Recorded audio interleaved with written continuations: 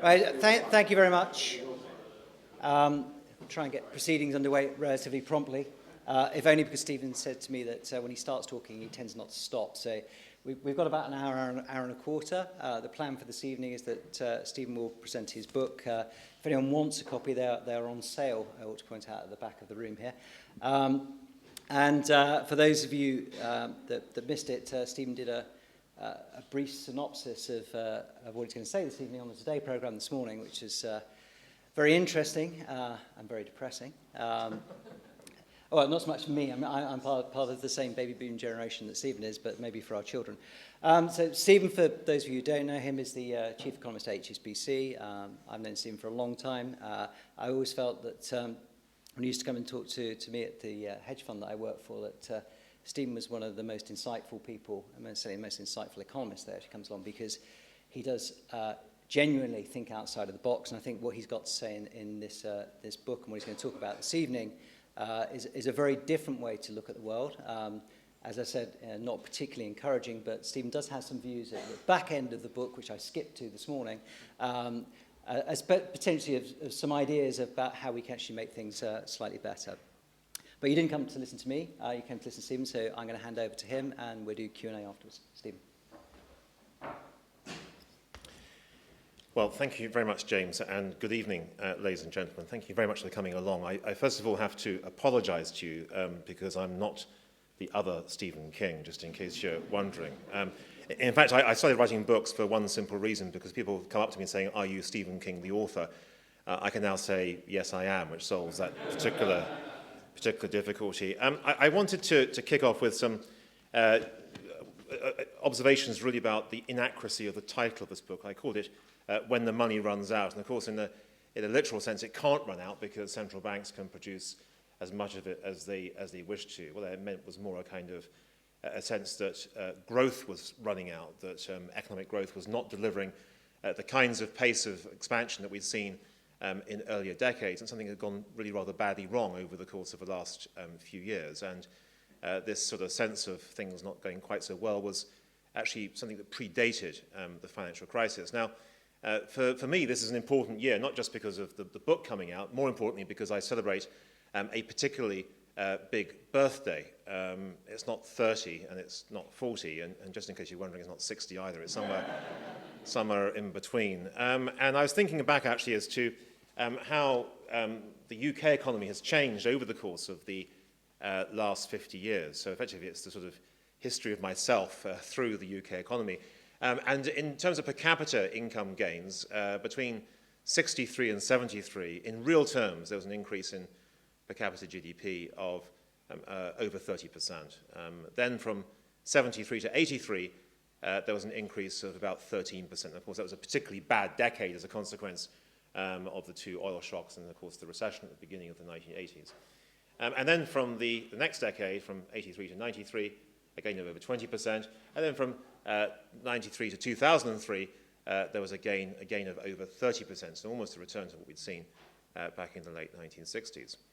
Which makes the last decade really very, very peculiar, because the gain over the last decade has been only 4%, a dramatically lower number than anything we've seen in really the entire post-war period. And this is a terrible shock in many ways, because we've been so used to the idea of continuous increases in living standards, we don't really know what to do when living standards basically stagnate. And also argue, we've made tremendous promises to ourselves on the assumption that living standards continuously increase, and we're not quite sure what to do when those promises now have to be broken. You might say, well, this is all to do with the financial crisis, and once that's over, we'll get a nice rebound in activity, go back to the kinds of growth rates we'd seen in previous decades. So that, I think, is, for me, not quite so obvious, and I'll explain why. The first reason is that actually, even before the crisis, there was evidence in some countries of a slowdown. So most obviously in the US, actually, funnily enough. In the period from 2000 to 2007, which is a peak-to-peak comparison from the point of view of the US economic cycle, the growth rate averaged 2.5%, which is a lot lower than the 3% numbers that we saw routinely through the 1980s and 1990s. And I'd argue this is particularly surprising given the amount of policy stimulus that was on offer at the time, which of course ultimately led to, I'd argue, a misallocation of capital, too much investment in housing and not enough in other more productive parts of economic endeavour. I think also over the last 10, 20 years, one of the big surprises has been the way in which the success of the emerging world has not really led to success in the West. This last decade, we've only seen this increase of 4% in per capita incomes in the UK, contrasts with an increase in per capita incomes in China of an extraordinary 130%. So the ratios are really quite remarkable. Now, my point is this. If you'd known with certainty 10 years ago how strong China was going to be, and if you'd known with certainty 10 years ago how strong India was going to be, would you have accurately forecast how weak the West was going to be? And my answer is almost certainly you wouldn't have done. You'd assumed that the strength of China and India would create tremendous export opportunities for Western companies. This would create jobs in the West, more consumption in the West. It'd be a kind of a positive global multiplier effect. It didn't happen. There are lots of reasons for this. One reason is that China's excess savings were channeled into treasuries, left the yields unusually low, actually contributed, I would argue, to the housing boom and bust that subsequently followed. But also I'd argue that certain countries, particularly those in Europe, have been very slow to engage with the opportunities that might present themselves in China. So if you look at the top 10 exporters to China a year or two ago, in terms of billions of US dollars, well, in the top 10, you'll find the US in only 4th position, which is quite surprising given that the US is the biggest economy in the world. You'll find Germany in 6th position, major capital goods exporter. But the majority of countries in the top 10 are really either countries which are geographically close to China or are those who export commodities. So Saudi Arabia, Australia, Russia, Brazil do well from the China story. Europe hasn't done quite so well. In fact, to find the next European country on the list, you have to go all the way down to position number 17, behind countries like Iran and Angola, where you'll find France. I pointed this out, actually I was over in France recently in Paris, and I pointed out to some HSBC Parisian clients about the rather poor performance of France. And at first I think they were rather dismayed, felt there was a sort of insult to their Gallic sensibilities that France had done so badly. And so they pointed out that the UK came in 22nd position, at which point they were much happier. Of course, it is true there's some cheating going on here because the engines and wings for Airbuses are made in the UK, which are then exported to France and then assembled and then re-exported to China. So perhaps it's not quite so bad for the UK after all. But nevertheless, both for France and the UK, the opportunities that might have existed in the emerging world don't appear to have had much of an impact on the underlying economies. Beyond that, I think there are a series of longer-term drivers, very important longer-term drivers, which also led to much lower growth. Or put another way, they were longer-term drivers that exacerbated growth, exaggerated growth in the 50s through to the end of the 20th century, now beginning to fade. And these are one-off adjustments in living standards that took a while to percolate through to economies. So the most obvious of these, frankly, is the extraordinary opening up of world trade from the 50s through to maybe the 1990s, 2 phases of that, the opening up within the OECD, and then the East-West connections that we saw in the 1980s and 1990s. You can't really do that again. It's already happened once. There's the emancipation of women in the workforce. The glass ceiling is still too low, but it certainly has gone a long way relative to the 1950s or the sort of Mad Men era of the 1960s. You've got huge improvements in education. Very few people went to university back in the 1950s. Numbers have expanded dramatically, so educational attainment has gone up a long way, which is all great. But again, it's a one-off step improvement, I would argue. There's also big changes in consumer credit. Now, these days we think of consumer credit as being a toxic and nasty thing. But actually, for much of the last 50 or 60 years, it's a very good piece of news because it meant that households could consume on the basis of future income, which allowed companies to exploit all sorts of economies of scale. So there were key drivers of economic expansion, which again I think are less likely to come through in the future. Now, in those years of plenty, we got used to the idea of spending quite freely and enjoying ourselves quite happily. So if you take the UK, particularly over the last few years, there's been a dramatic increase in public spending as a share of GDP. So according to the OECD figures, which are internationally comparable as opposed to the figures that come from the Treasury, 36% of GDP was the amount of public spending that we saw in 2000. It was up to almost 50% by 2012. So it's a very big increase in a relatively short space of time. And it's worth stressing here that 2/3 of that increase occurred before the financial crisis. It's not just a financial crisis story itself. 2/3 occurred before. If you look at the US, again, before the financial crisis, there were dramatic tax cuts rather than increases in public spending, but again, there was an assumption that growth would just continue merrily as it had done in the past, and therefore these tax cuts could quite happily be afforded. And the consequence actually of this period was that already before the financial crisis, I would argue we're living on some degree of borrowed time. That fiscal policy, both in the US and the UK, was loosened by the equivalent of about 6% of GDP between 1999 and 2005.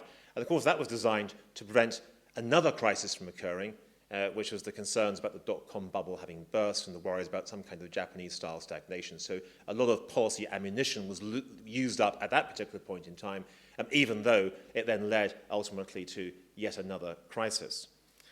I'd also note that over a long period of time, we haven't really asked too many questions about how the money is actually being spent. So looking at spending in the health service, for example, there was a study by the Office for National Statistics recently, 3 or 4 years ago, which is looking at productivity in the health service. Now, this is a big area of public spending.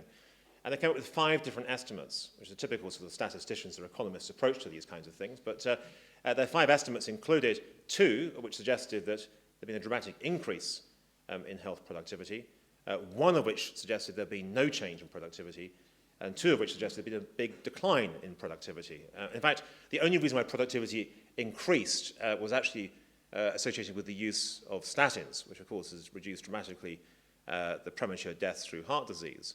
But I'd argue these are more a result of productivity improvements in the pharmaceutical industry rather than necessarily in the health service itself. Other countries have suffered similar kinds of issues. In Spain, for example, you go to Spain today, you'll find fantastic infrastructure, large amounts of which were publicly funded over the last few years, but it hasn't necessarily helped the Spanish economy, and it certainly hasn't helped the Spanish fiscal position in recent times. It's worth noting, of course, that when Spain was borrowing heavily to fund this infrastructure, Spanish interest rates were very, very low, which basically tells you that even when rates are low, you might be a little bit careful about how much you then choose to borrow, because things can still ultimately go wrong. Now, before you think I'm attacking the public sector alone, I do think that there are also some huge problems in the private sector. There's been a whole process of what we might describe as rent-seeking behavior across the private sector associated with continued expansions of economic activity. So looking at some data for the US, in 1980, CEOs of S&P 500 companies were on average paid 42 times the amount paid by their workers. So it's a significant multiple. But by 2 or 3 years ago, the multiple had increased to 380 times. So I'm not sure if CEOs are doing a much better job, but certainly they think they're doing a much better job in the sense that pay has increased really quite dramatically. So what I'll argue is this, that over the last 10, 15, 20 years, we've happily assumed that living standards will continuously increase. We've happily assumed that because of that, we can afford all sorts of things associated with both the public sector and the private sector that are only really the result of success. But as a consequence of the success not really materializing, we're left with a significant gap between what you might describe as the hopes contained within our political rights and our pieces of paper, the financial pieces of paper that are claims on future activity, a gap between those rights and entitlements compared with the economic reality we now see.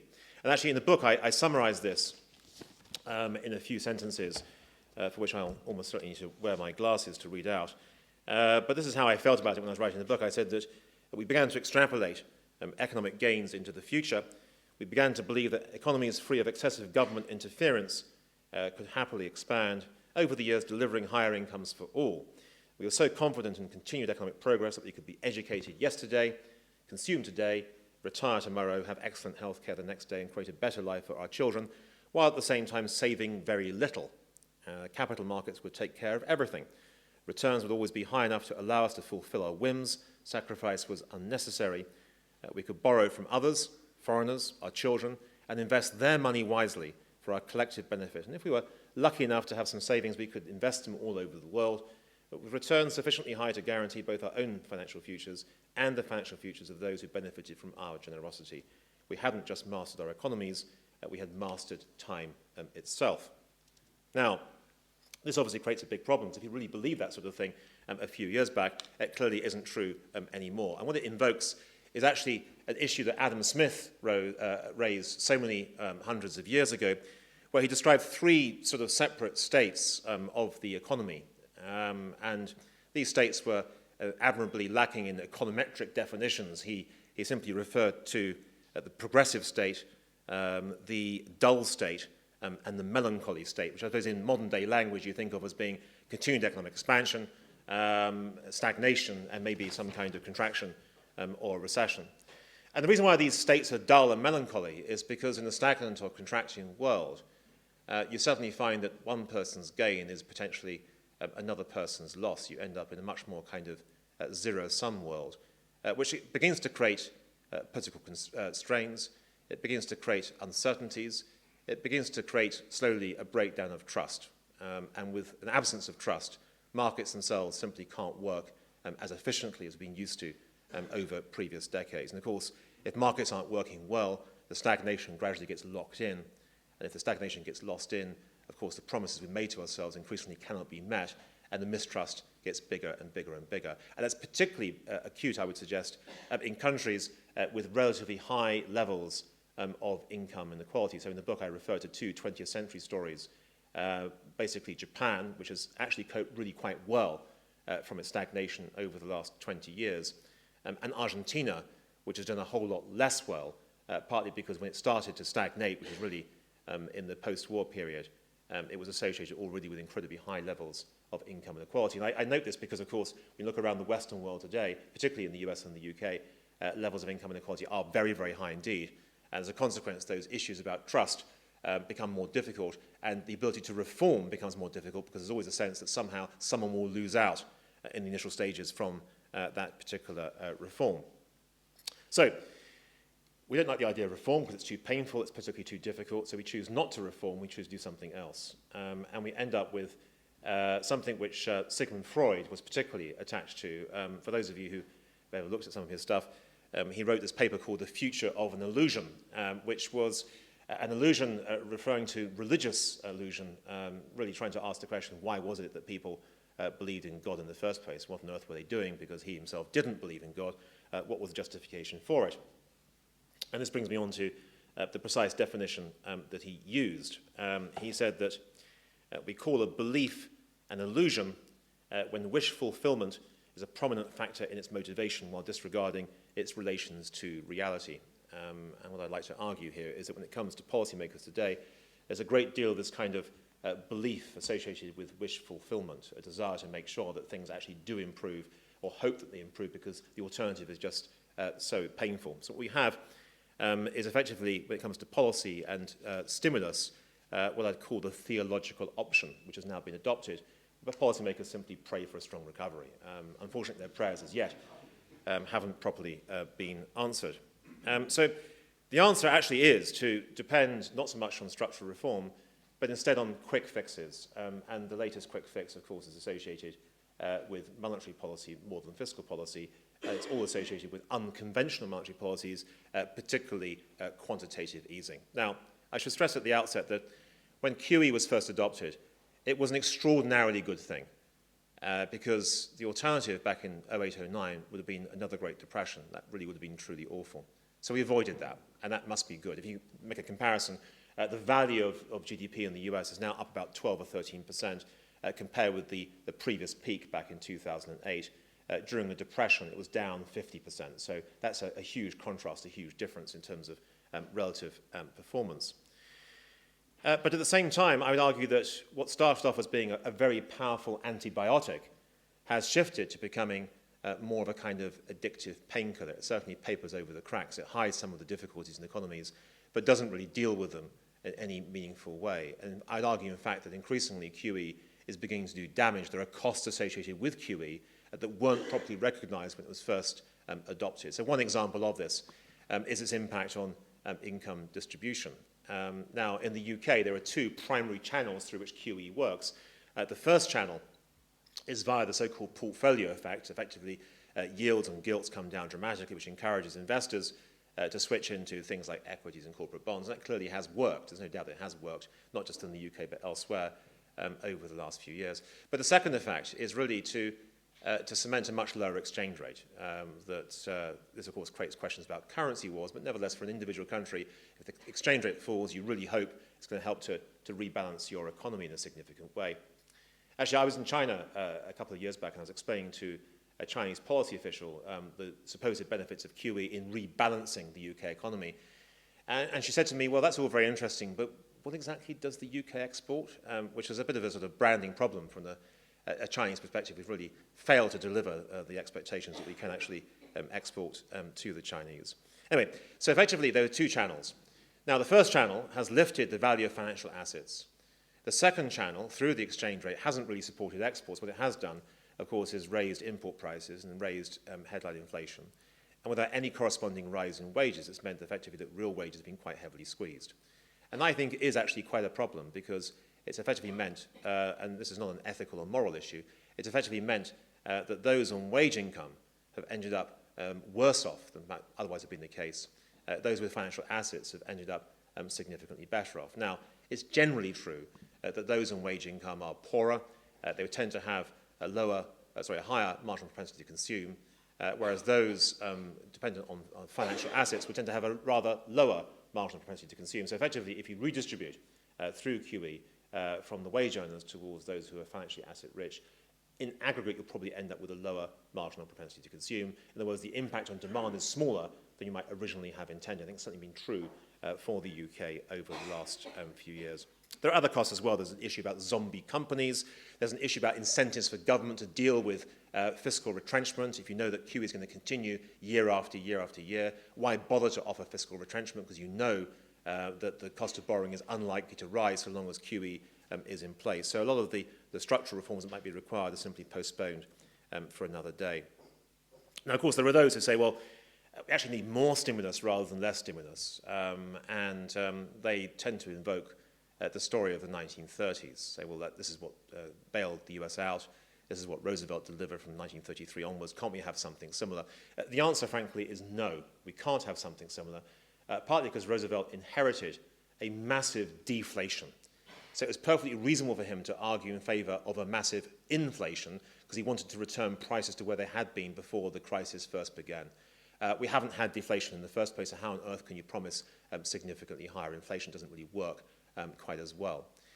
The budget deficit that Roosevelt inherited in 1933 was about 2% of GDP. Hoover was criticized for all sorts of reasons, including his fiscal conservatism, but certainly the conservatism helped Roosevelt to expand the budget deficit quite significantly. By 1935, it was 9% of GDP, which is roughly speaking where we are in many Western countries today. So we're already there. We actually got there really before the financial crisis ever got going.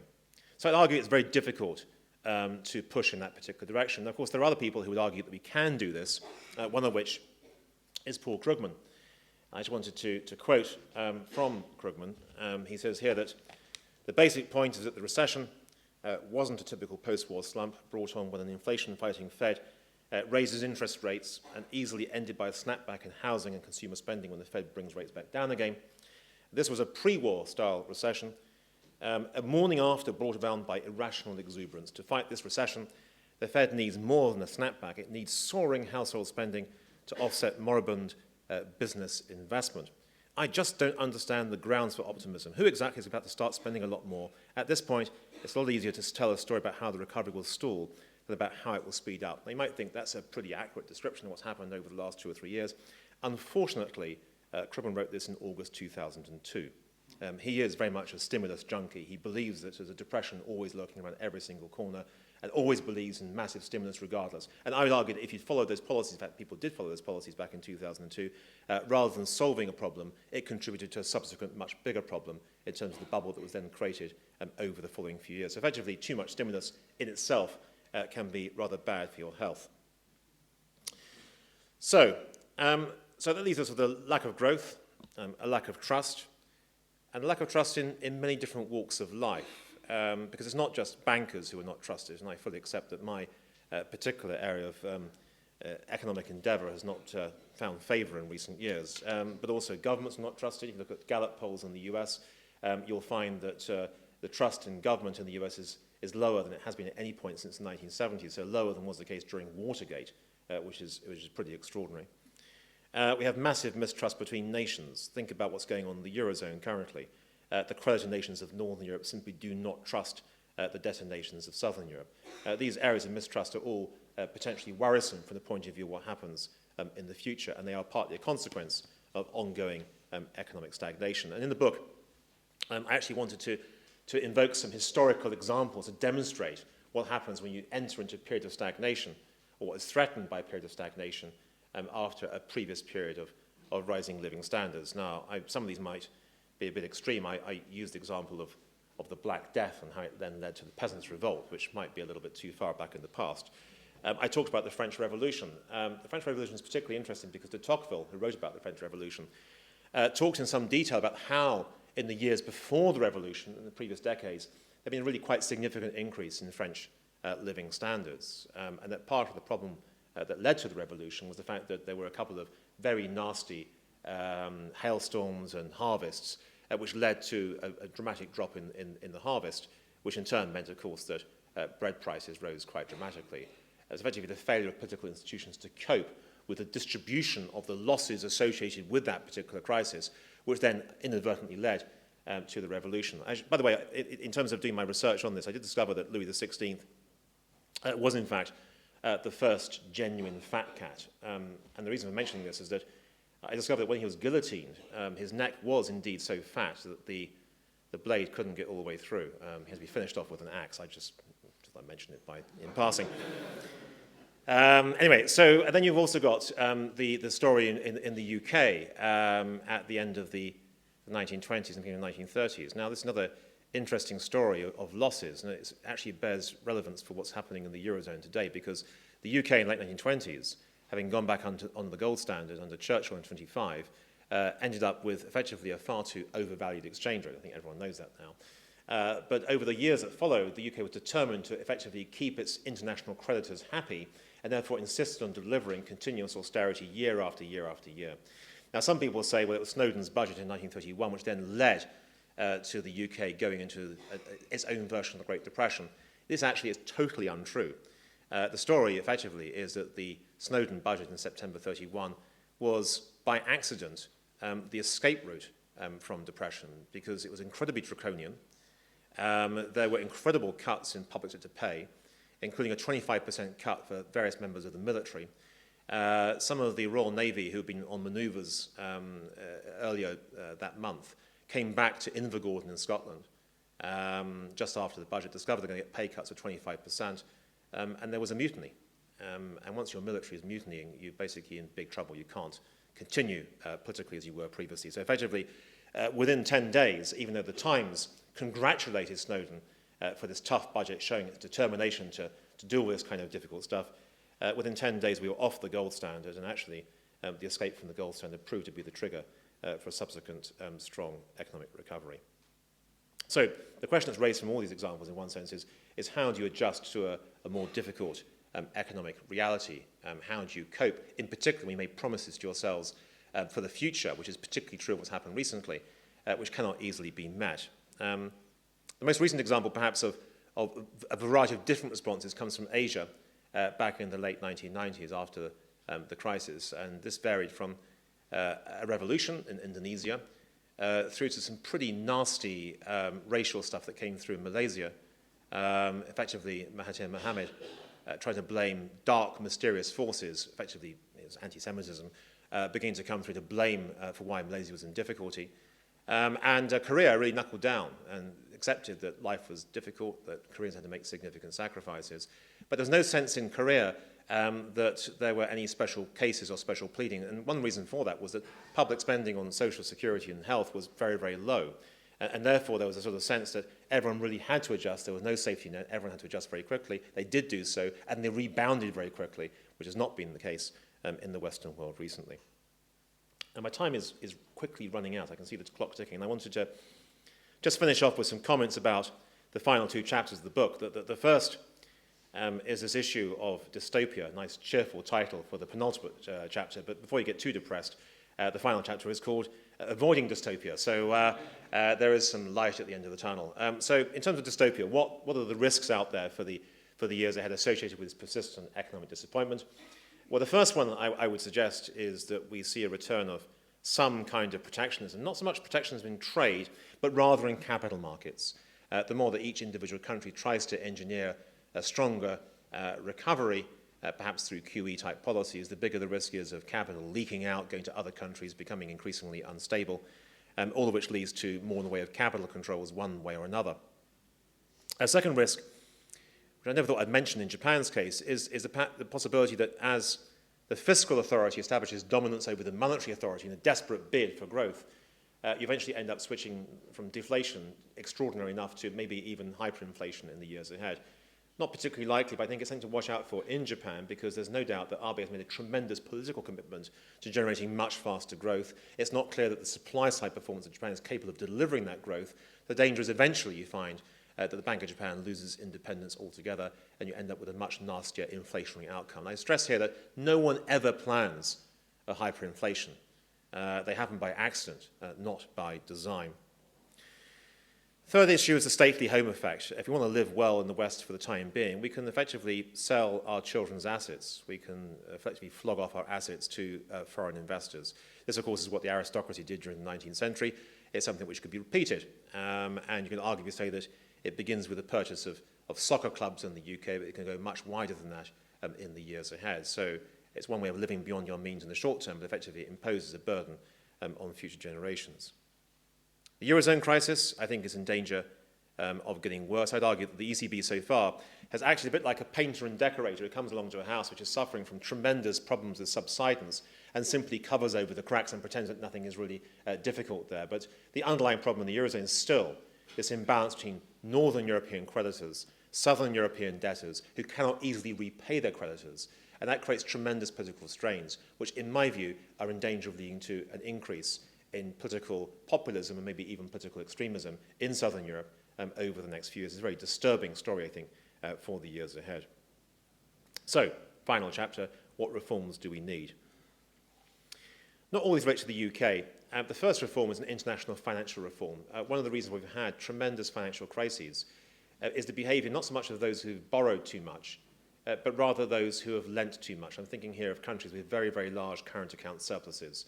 I'm thinking here of China, which admittedly has seen a big decline in its surplus recently. I'm thinking of Japan. I'm thinking also in particular of Germany.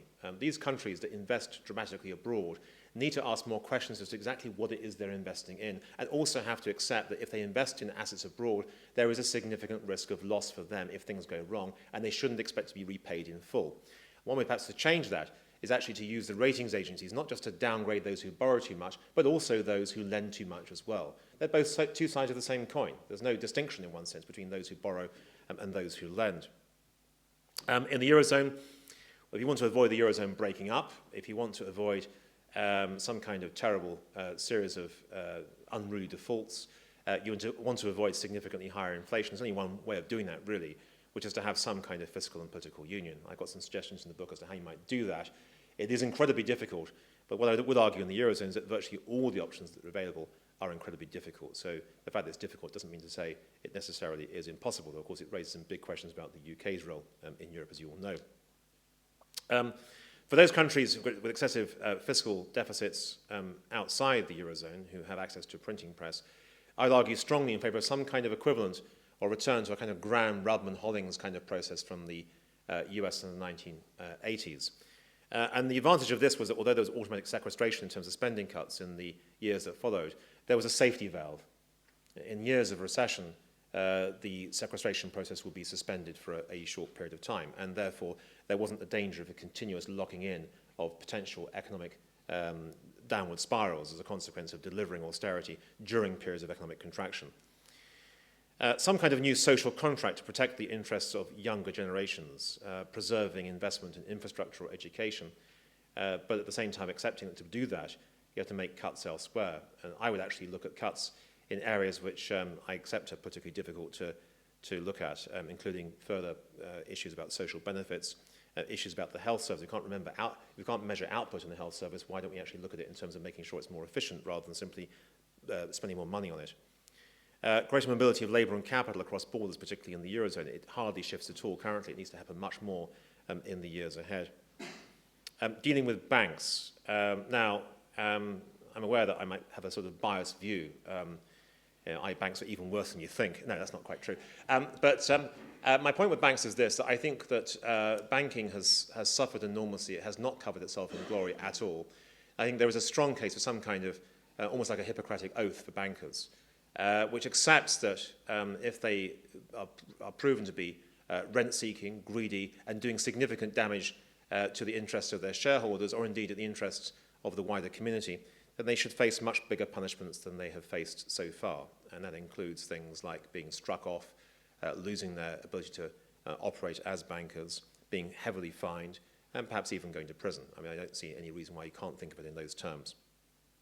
And finally, a few words about my profession, not the banking profession, but rather the economics profession. I think we have performed very, very poorly over the last few years. We thought collectively we could avoid financial crises. Well, actually, I didn't think that. I like to think of myself as an exception. But there were many people who thought this really was the case, that we really had mastered the difficulties of economic ups and downs. That's one reason, of course, why politicians were able to plan ahead, believing they really had abolished the economic cycle. This is complete nonsense. And what it reveals more than anything else is that economists in general have become obsessed with their mathematical models, their econometrics, their sort of beautiful equations, if you like, and have forgotten about economic history. And yet history provides so much in the way of information, detail, and analysis that can be applied to where we are currently, that I would urge that for economists, particularly those going to university now, economic history should be a compulsory part of the curriculum, rather than the rather dull option that people regard it as currently. So on that note, thank you very much indeed. Thank you.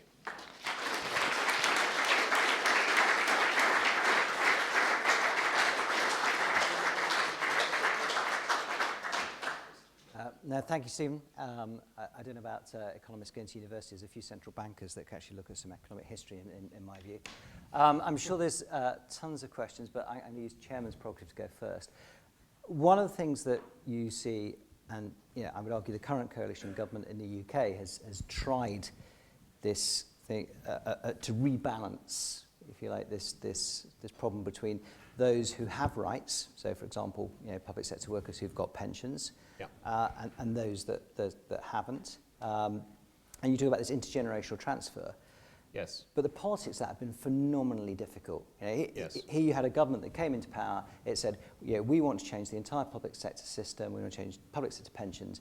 Ran it into a massive problem. And really, they've only scratched at the edges. Can you see an environment, or how do politicians convince people that you need to undergo fundamental reform? I use an example in the book, which may not be a perfect example, because I'm not really a constitutional expert, a million economist. But the example I used actually was the story in the 60s of civil rights in the US. Because the generational problem in one sense is similar to the civil rights problem to the extent that there was a minority who were in big trouble in America, and the majority, in many cases, who didn't really want to change the status quo. When you think about the battle between generations, the majority is effectively the baby boomers, and the minority are those who are significantly younger. And what is also important here, when you look at voting patterns in elections, there's no doubt that boomers, or people, should I say, in their sort of 50s and beyond, are very good at voting. And those who are younger are generally very poor at voting. So naturally, political decisions tend to gravitate towards those who vote, which tends to be the older generation, which is, in any case, larger in number. So what's interesting about the civil rights movement, of course, is that it wasn't really the politicians that sorted it out. It was the Supreme Court that sorted it out. There was a constitutional change that came through, which was designed to protect the rights of those who otherwise might have struggled. So I have a sort of a vague question here, a vague thought here, which is that whether some sort of legal process, constitutional process, that might help to protect the interests of those who are younger, some kind of new social contract. But you can tell I'm being deliberately vague here, because I don't know exactly how to spell that out. But when it comes to issues about where you make your expenditure, rather than ring-fencing things which clearly do benefit the older voters, you do exactly the opposite. You ring-fence the things that benefit their children. And maybe it also involves some degree of education, because if the children end up discovering that they're effectively working incredibly hard to look after the interests of a large, non-productive part of the population, then there's a risk that the children will vote with their feet or go somewhere else. And if that happens, of course, society becomes increasingly lopsided and increasingly unstable. I mean, the model I'm thinking of is you go to, say, an Italian village, And some Italian villages effectively are bereft of young people because they ran out of money, the young people left, and the schools that could have supported the young people are turned into old people's homes. So you end up with this huge sort of process that locks you into continuous deterioration year after year after year. So I think protecting the interests of the young is actually very, very important, and I don't think we're doing it very well currently. Right. Okay, there's a roving mic. The gentleman there with the grey hair and the glasses.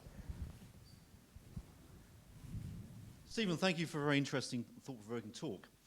You can stop there, that's fine. Next question. If you look forward and you take into account the world and maybe not just the UK or Europe or America, the world economy in the next 10 years or so is likely to see one of the fastest growth decades that it's probably ever seen. Yep. Because what you're getting is economic catch-up from China and India. And those economies are now so large that their contribution to global growth is going to be significant. So, I mean, the question I pose is why can't Britain be part of that? We're always sort of underselling ourselves. And if you look at examples of countries like Korea, Singapore, Switzerland, they're three economies who have got absolutely no resources at all on paper. Yep. They've actually been tremendously successful by having a sort of a global view. Yes, that's true. And I think it's something which we haven't done well so far. Taking the Korean example, Korea exported 3% of its GDP to China 10 years ago. It now exports 12% of its GDP to China. There's a huge sort of integration of businesses across border, which has grown in leaps and bounds over the last few years. The UK, if I remember rightly, we export about 0.5% of our GDP to China, so it's much, much lower than anything that Korea or Japan or other countries in Asia are doing, and much lower than Germany is doing. I think one difficulty we have actually structurally in the UK is this, and this is something I can't directly prove, but I think it's broadly right. In the 1980s, the UK was very successful at attracting multinationals from elsewhere in the world who wanted basically to get around EU-wide quotas and tariffs and constraints on trade. So, for example, if you're a Japanese company, a car manufacturer, you couldn't really make cars in Japan and sell them to Europe, you just couldn't get them through the various ring fences that prevented foreign competition. So the simplest thing to do was to relocate your factory into a part of Europe which had a flexible labour market and which would allow you to sell cars directly into Europe from within Europe. And of course, that's exactly what happened in the UK. We attracted a huge amount of FDI at that point in time. Now, of course, at the time, it was a fantastic thing. It created lots of jobs and so on. But I think that has been a longer-term cost that perhaps we didn't understand at the time, namely that if we've got lots of multinationals specifically based in the UK to export specifically to Europe, they're not going to suddenly diversify into exporting to China or to Brazil or elsewhere because they'll have factories in China and Brazil producing for those particular local client bases. So a lot of the manufacturing produce that we make is specifically designed to go to Europe, which is a problem because, of course, it means that if Europe itself is very, very weak, actually we can't grow quite so quickly. What it does suggest, perhaps, is that rather than multinationals, for small, medium-sized enterprises, they need to have the knowledge, the education, the financing to allow them to expand more easily into parts of the emerging world. But even there, I think there is a tremendous resistance on behalf of the companies themselves to do so. It seems to be too risky, it's too dangerous, they don't understand what they're doing, and therefore there's, if you like, a kind of a knowledge gap that has opened up. Now, this is not an advert for HSBC, but one of the things that HSBC is trying to do is trying to make these trade connections better, in one sense from our own business point of view, to try to encourage more of those connections to come through. But in my personal experience, it's been really quite a struggle. There's a tremendous reluctance to think about these markets as growth opportunities.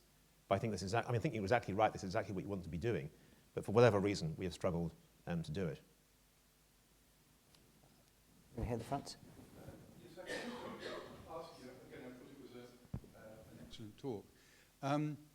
You spoke about the merits of QE in the early stages and the success of Roosevelt, and you spoke about the dangers of deflation and of falling prices.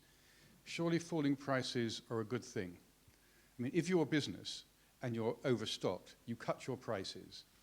If people, in any case, are having problems with their real wages, surely falling prices are a good thing. And one of the problems with Roosevelt, and why the parts of the New Deal were incredibly counterproductive, was that he had price maintenance. And it's actually a disaster. It was highly counterproductive. Yeah. And I'm slightly puzzled by your belief that lower prices are something we should avoid. It seems to me that in certain market environments, it's exactly the appropriate situation. And to fight against it, in fact, makes the problem worse for consumers, and after all, we are all consumers.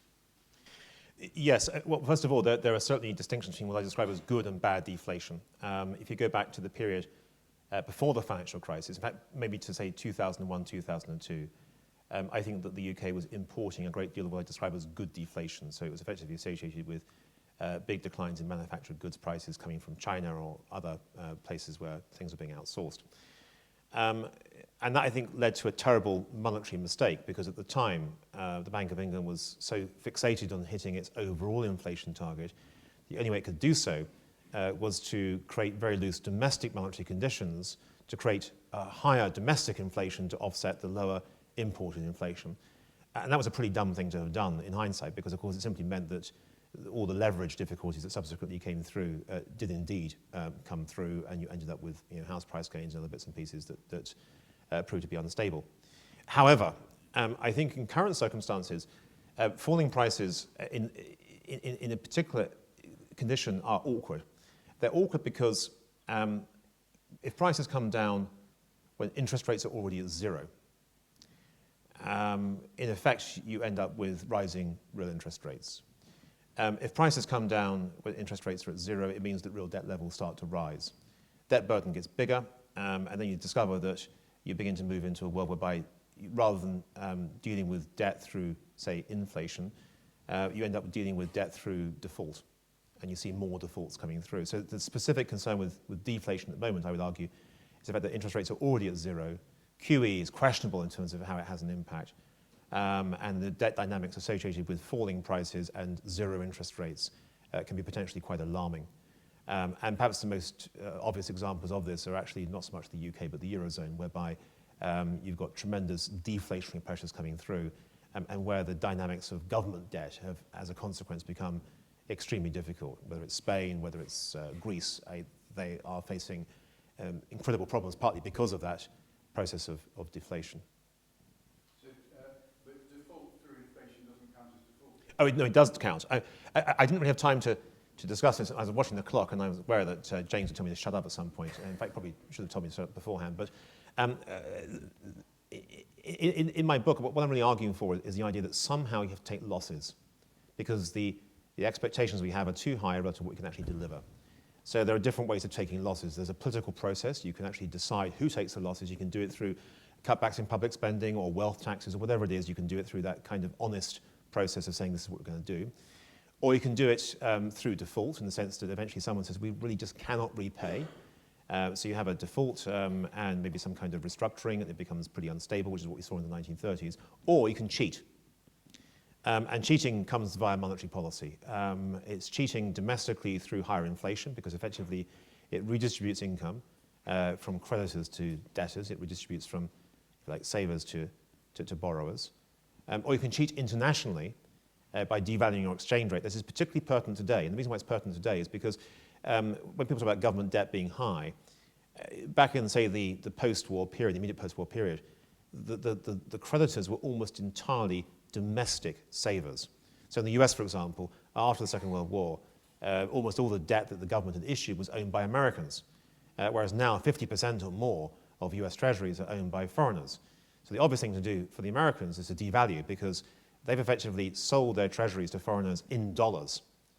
So if the dollar goes down a long way, then it effectively means that the renminbi value of all those treasuries the Chinese have purchased is now worth a lot less. So I agree, it's a default by stealth. I mean, each of these is a way of shifting the burden from someone to someone else. It's not actually a cure for the underlying problem. Cool. Can I go to the back? Looking specifically at the UK, to what extent would building more houses or having a more liberal migration policy help in terms of looking at the future? I would certainly give a thumbs up to building more houses, although, of course, if it was my back garden that's being built upon, I might have a sort of slightly different view of it. But I think that building more houses makes a lot of sense, frankly. I accept there are lots of people who would oppose that, but I think that we have a serious housing shortage in the UK in sort of general sense that people are living in smaller and smaller accommodations, and also there's a difficulty of moving from one part of the UK to another, which has all been unhelpful. And as far as immigration is concerned, well, actually the book is littered with examples of where immigration has been enormously helpful rather than unhelpful. And one thing I would say, and I accept this as a tricky debate, that people have very strong opinions in both directions, but what I would argue is this, that you often find that immigrants tend to be self-selecting in the form of being risk-takers, entrepreneurial, and begin to shake up the behavior of those who might otherwise fall into bad habits domestically. If I can do a comparison here, not involving the UK at all, but rather a comparison between the US and Japan over the last 20 or 30 years. The US, I would argue, has hugely benefited from immigration because effectively they opened the gates, if you like, in the 1960s when many more people from Asia and Latin America started to come into the US. It's changed the US dramatically as a consequence, I would argue, for the good.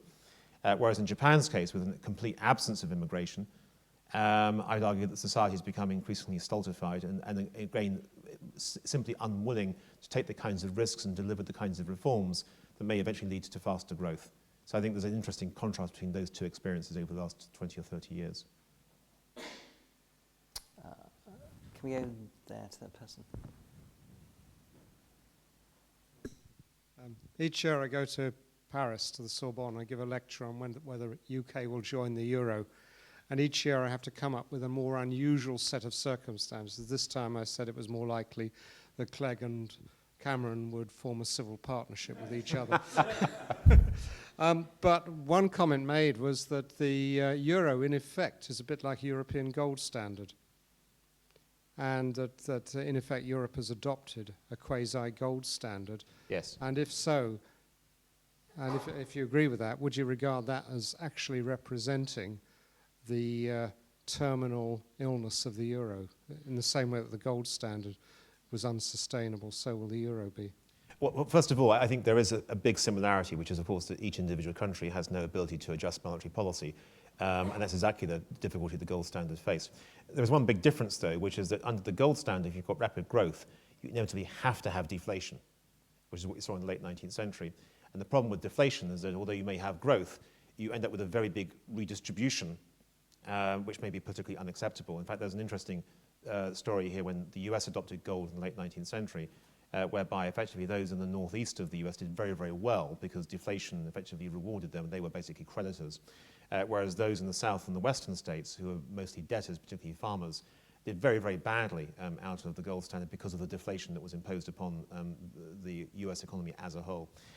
So arguably there's a difference in the sense that the ECB doesn't have to have deflation for the whole of the Eurozone. It can expand money at a certain rate. It can stop deflation from happening. But I do think that there is a connection to the extent that countries in the euro that were left to their own free choice would already have devalued dramatically, whether it's Spain or Greece or Portugal. If they had not been in the Eurozone, they would have been devaluing quite a long way. But this simply comes back to a very straightforward observation, which is that monetary unions that work always have some kind of fiscal and political union, always. Now you can think about this from a kind of, let's say, a German or Italian point of view, earlier in the 20th century or 19th century when they became federal groupings that they hadn't been previously. But there's a political connection, of course. You can think about it from the point of view of the UK. I mean, we have, at least for the time being, an active union between England and Scotland, which was formed in 1707. And interestingly, came after a financial crisis, the so-called Darien scheme in Scotland. And then you've got the US, which again is another example of a political and fiscal union. Now, there are different levels of fiscal union, from the very soft to the much harder. But I'd argue that the monetary union in the Eurozone was always a kind of half-finished process. It was just unfortunate for those who were the architects of it that the financial crisis came along so quickly. They might have got away with it for 20 or 30 years if it had not been for the financial crisis, but the financial crisis has actually called into question the very existence of the euro. So I'd argue there are only really 3 or 4 solutions, one of which is you break the whole thing up. Another is you create much higher inflation, which the Germans will be dead against.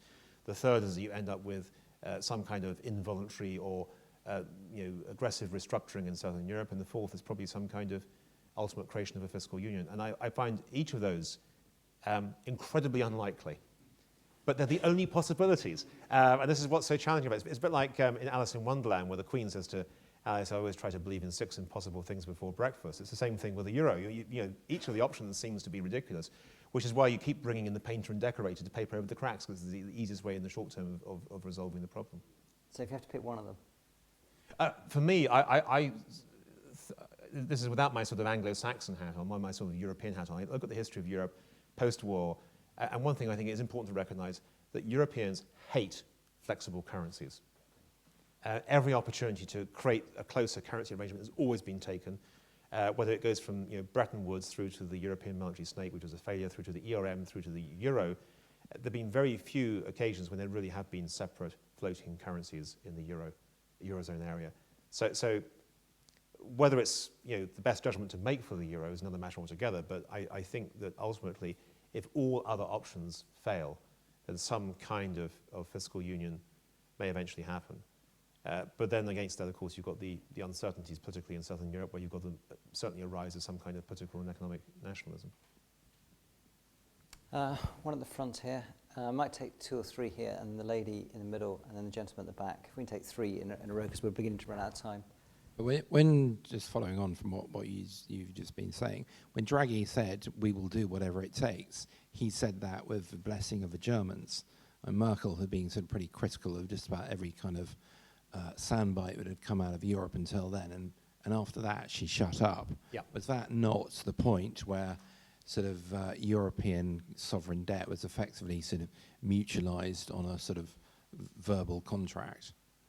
And I mean, I'm in looking personally for the after the German elections to see a more official above the board mutualization of European government debt combined with some kind of rule book to try and stop the moral hazard ever reoccurring. Yes. Do you share that view? Well, first of all, on the rule book, I attended a speech given by Axel Weber, the former Bundesbank president, a couple of years back, and he expressed dismay about the way in which the rules had operated within the Eurozone. He said, there's no shortage of rules. The problem was that every country other than Germany was always trying to work out how to break the rules. So there's a sort of element of naivety in Germany about how other countries would behave. But going back to your Draghi question, there's a speech he gave early last year, in fact. He said that collectively we have to specify a path for the euro. How do we see ourselves 10 years from now? What has to be in place in 10 years' time? If we want to have a fiscal union, we have to accept the delegation of fiscal sovereignty from national governments to some form of central body. But how do we get there? So Draghi, although he wasn't necessarily directly advocating a fiscal union, is basically saying, look, monetary policy on its own, we can do only so much. As the ECB can do only so much. When it gets into fiscal questions, life becomes a lot more difficult. And actually, I think that the OMT program, the outright monetary transactions program that the ECB has put together, is only effective because it hasn't really been tested. It's like a promise of tough things to happen as opposed to the reality. And the reason why it hasn't been tested in one sense is that, and the reason why it might fail if it were tested, is that what are the conditions under which a country in Southern Europe would apply for an OMT program? Presumably when their sovereign spreads are widening dramatically relative to Germany, some sort of terrible crisis. What's most likely cause of that crisis? Probably some kind of political upheaval in that country, maybe some kind of political populism that's not consistent with what's happening elsewhere within Europe. And the problem here is this, that the OMT program can only be granted through permission by the ESM. And the ESM will say to that particular country, you can have the money from the ECB on condition that you meet certain restructuring targets, you deliver certain austerity goals. Now, of course, if that particular government's been elected precisely on a populist ticket, how on earth could it then agree to precisely the goals that it was elected to avoid sticking to? And that puts the ECB in a terribly difficult position, because either it does provide the bailout without the ESM's blessing, in which case the Germans go potty, or instead it doesn't provide the bailout, in which case that country is in danger of leaving the euro, and you've got another crisis on your hands. Hi, thank you for a very good talk. This question slightly follows up on the last one, but also, as I'm not an economist, it takes the non-economic angle on it. If I understood your talk correctly, there are serious implications to continuing an austerity agenda. But the austerity agenda is still used, we're still following an austerity agenda in the absence of growth. So in the absence of growth, what kinds of arguments can you put forward for ending austerity? First of all, I think that both the stimulus and the austerity groups, funnily enough, have roughly the same end view of what the economy will do, which might seem bizarre. But both groups basically say if you stick to our particular policies, we'll end up with a strong recovery over the next 2 or 3 years. It'll eventually come through. For the stimulus people, it's basically saying, well, stimulus works, which I would have some doubts about given the lack of success of QE over the last 2 or 3 years. For the austerity people, of course, it's much more an argument of saying, well, if we can keep financial conditions relatively stable, we stop bond yields spiking, we stop currency crises from happening, we'll eventually end up with a kind of natural recovery in confidence in business and for households. And that, again, will prompt a decent recovery. So if you look at the OBR's projections, which admittedly are, they're independent from the Treasury, but if you look at those projections, they are consistent with the idea that austerity is still able to deliver a recovery over the next 3 or 4 years. If it is the case that you could show that austerity is leading to much lower growth, then fine. But I think there are very fine lines here. People refer to the US compared with the UK and say, well, the UK has done much more austerity. That must prove that the US is doing the right thing and the UK is doing the wrong thing. That, I think, is incredibly misleading. Because looking at each of the G5 nations, both the US and the UK, yes, there's a difference. And maybe something to do with austerity, but I would argue probably most of it's to do with fixing the banks, because the US did that pretty quickly, forced all banks to take capital very quickly, whereas the same didn't really happen to the same degree in the UK. But if you look at America's performance by its own historical standards, its performance currently is terrible.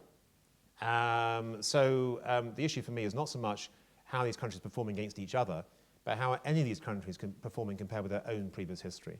And so the argument that says, well, the US didn't really adopt austerity until recently, therefore that explains why it's grown much more quickly, I think is somewhat dubious, because you have to look at the US by its own historical standards, not by the standards of what's happened to the UK or what's happened in the Eurozone.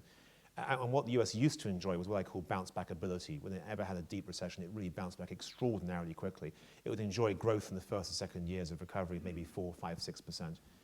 And we're so far short of that, that this claim that somehow the US is doing really well when others are not, I think is really fantasy. Relative. 2 questions at the very back. The man at the very back, and then William afterwards, please. So I'm going to follow that even further. I'm the Chancellor, so don't get too scared. But you're my principal... You're not, though, actually. I can tell. No. Definitely but not. you're the principal economic advisor to the Chancellor, and he will say, I've just been to see you speak again at Policy Exchange, Stephen, and it's been fantastic. Your analytical brain has told me all sorts of things that have happened. You've given me a sort of historical perspective. I now want no more analysis. I want your top 3 recommendations. Yep. What you want me to recommend. And the one pass I'm going to give you is, given I'm already so unpopular and the trust has broken down, I'm going to let you worry about trust tomorrow. Oh, good. I want you to tell me what I've got to do first. I would advocate one particular thing, actually, which might seem peculiar, given the earlier conversations about inflation. I would advocate nominal GDP targeting. And the reason for doing that is not because I believe in creating inflation, but rather I believe in resetting the way in which monetary policy works and actually putting a greater emphasis on the supply side performance of the economy. Also, it would help to deal with issues of trust. Now, the reason for saying this is as follows. If you commit to a certain growth rate of nominal GDP, it reduces the chances of persistent increases in non-performing loans or bad loans. Because most loans are made on the expectation of future nominal growth. If you have continuous shortfalls of nominal growth, if there's no commitment to achieving a certain growth rate, then good loans turn bad, which is exactly what we saw in Japan during the 1990s. You absolutely want to avoid that, because that increases the risk of default, and it also increases the risk of mistrust. So that's the first thing you do. You come up with that particular approach. And then you say, well, the central bank will effectively determine the nominal growth rate of the economy. Then it's up to the rest of us to determine the split between growth and inflation. We can have 1% growth and 4% inflation. That's if we have a 5% nominal target. Or we can have 4% growth and 1% inflation. What would you prefer?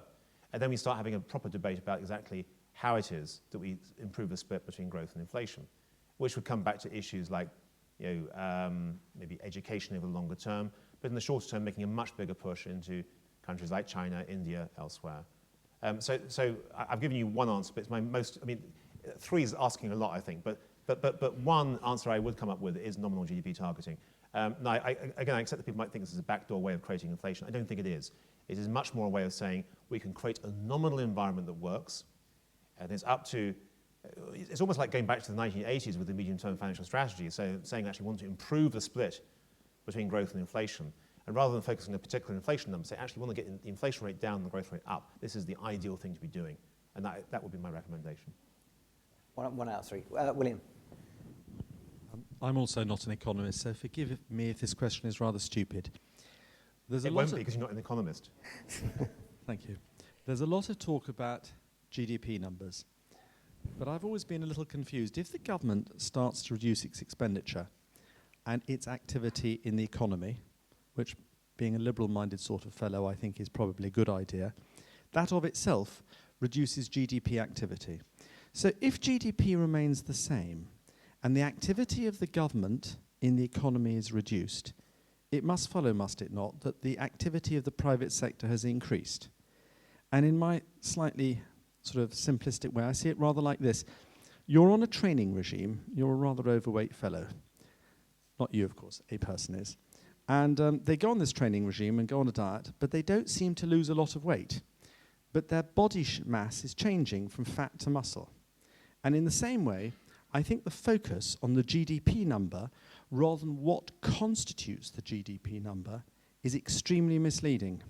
So that if we were to have a flatlining GDP for a couple of years in which the government is significantly reducing its take of the economy, but the private sector is increasing, it suggests to me that the body policy, the economic body, is becoming steadily more healthy. Your thoughts, sir? Well, first of all, that's obviously wasn't a political judgment as to the relative size of the state in the economy. And I would agree with you in the sense that the state has increased dramatically over the course of the last 10, 20 years relative to what was the case previously. Although there's been a trend in place for the most part for the last 100 years, so it's not as though it's been a particularly new theme. I mean, you're absolutely right that if the economy is simply stable and the size of government is diminishing, then the size of everything else must be increasing. But I'm not sure that's necessarily a perfect characterization of what's happened over the course of the last few years. I think the government has struggled to cut back on spending as much as it hoped to do so, partly because some of the areas are particularly difficult to tackle, which we know about. And secondly, that when you look at the private sector, I don't think it actually is performing particularly well at the moment.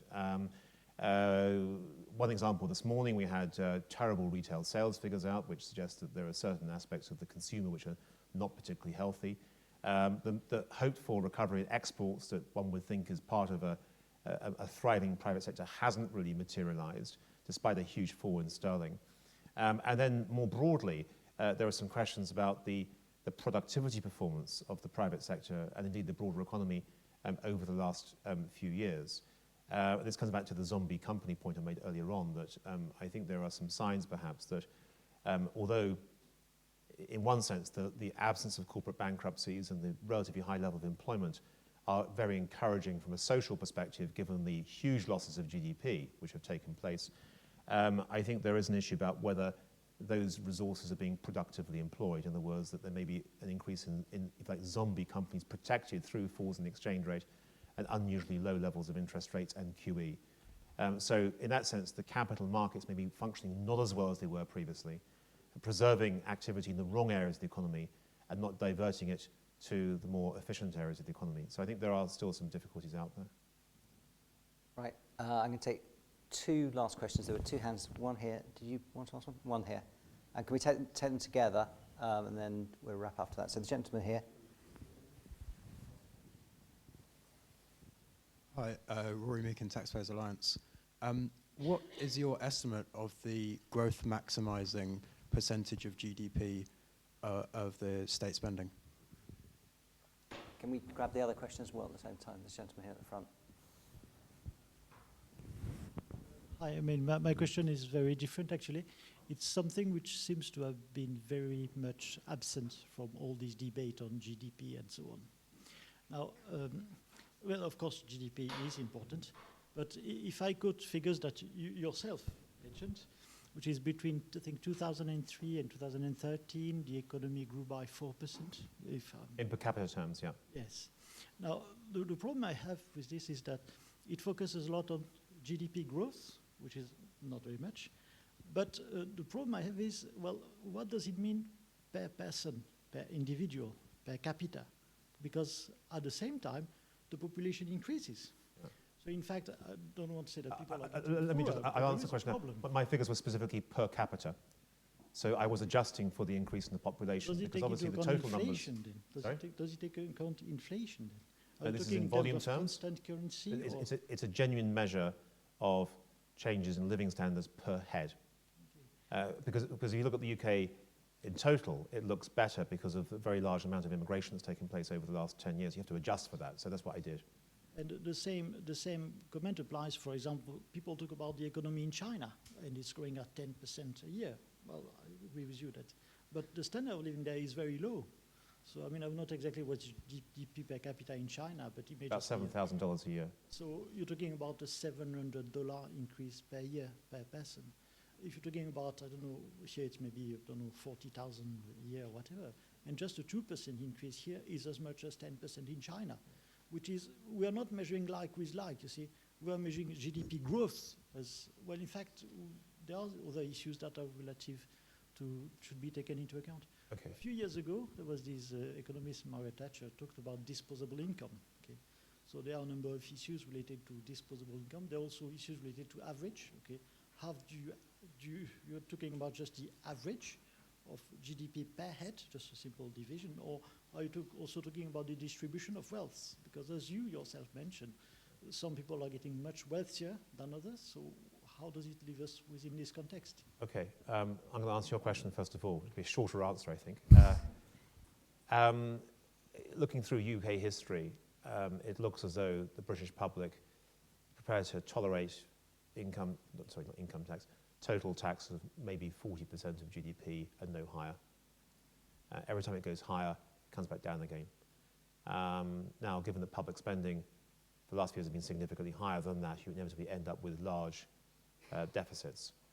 So the issue is, do you close the deficit through rapid growth, which would be ideal, or do you close it through significantly higher taxes, which might actually then create much more serious problems for the economy longer term in terms of changing incentives, or do you do it through cutbacks in public spending? And the easy answer is you hope for faster growth, because the alternatives, neither of them are particularly attractive.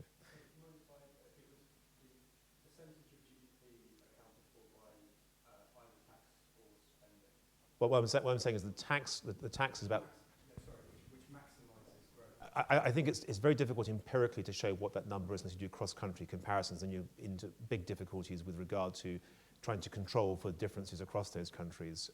But what I'm saying is that in the UK's case, I think anything above 40% is not just economically troubling, but also politically troubling as well. That's, I think, a constraint. As far as your question is concerned, all the figures I quoted were per capita, on average, in real terms, adjusted for inflation for different countries. You're absolutely right that within that there are big distributional factors. So although I quoted China as having average per capita incomes of maybe $6,000, $7,000 a year, there is a huge gap between those on the eastern coastal regions of China who will have significantly higher incomes than that, and those who are still living in rural poverty in the western inland provinces. And it's true that when you look at these numbers, it's important to recognize that distribution is as important as the actual total. And one of the things I mentioned in the book is the fact that if you look at the US over the last 20 or 30 years and look at the absolute increase in GDP, a very big percentage of that absolute increase has gone to the top 1% of the population. So you can look at the economy as a whole and say it's fantastic, look how much it's grown. But when you realize that actually a big chunk of it has gone to the pockets of a very small number, you think, well, actually, was that really good for society as a whole, or the other issues that then crop up from that? Fantastic. Thank you very much, Stephen. For anyone that didn't get a chance to ask a question and wants to know the answer, Stephen's got a copy of his book on sale at the back of the room. If you can't find the answer in the book, he's also got his Twitter address up there as well. So one way or another, you should be able to get your answer. I'd just like to say thank you very much, Stephen. That was a fantastic presentation. Great Q&A.